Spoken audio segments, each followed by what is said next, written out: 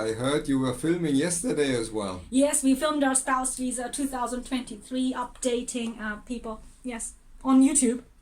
But now I have a big question for you. This is getting problematic because can an overstayer apply for leave to remain? Of course, but which application would the overstayer make? So depends on their circumstances. An overstayer may make an application on the 20-year route, having lived in the UK for 20 years, or is a parent of a British or settled or lawfully resident child, or exceptionally the overstayer has married someone who's British or settled, or has pre-settled status, leave to remain, and the exceptional circumstances why he or she can't leave the UK and apply to come in. But that is under the most exceptional circumstances, yes. So they can apply, but the applications are restricted. Yoshi, how are you? Good, thank you. Are you in good spirits? Yes, always. Oh, following on from a very tough question on UK overstayers, I wanted to ask you whether a UK overstayer can actually return to the UK or whether he is prohibited from entering into the UK. So this is where someone had breached immigration rules in the UK, left the UK or was removed or left the UK voluntarily, paying their own ticket, and then that person wants to come in the UK.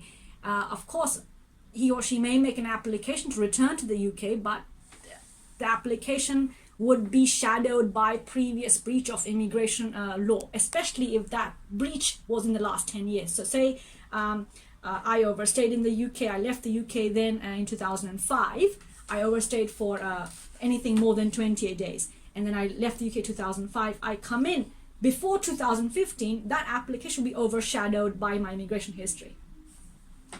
Hello Yoshi, how are you? Good, thank you.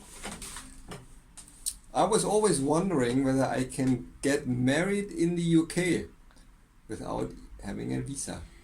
Right, of course you can get married in the UK in the registry office, but there is a process registrar would have to follow when you haven't got a visa. So the process is the registrar, when you give notice of marriage, you attend with your partner, and the registrar would scan passport for you and your partner and give it to the Home Office, right? And then the Home Office may ask you to come for an interview or ask you to give more documents or do nothing because they haven't got the time to investigate every notice of marriage.